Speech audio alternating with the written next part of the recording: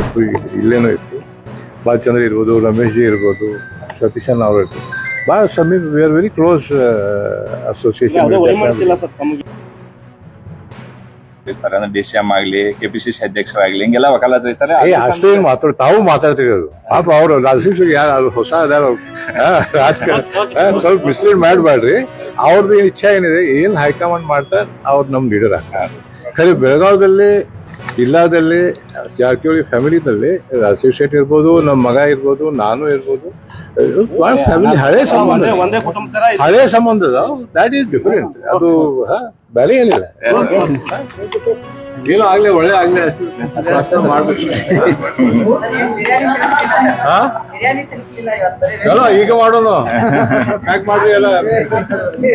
ಅದೇ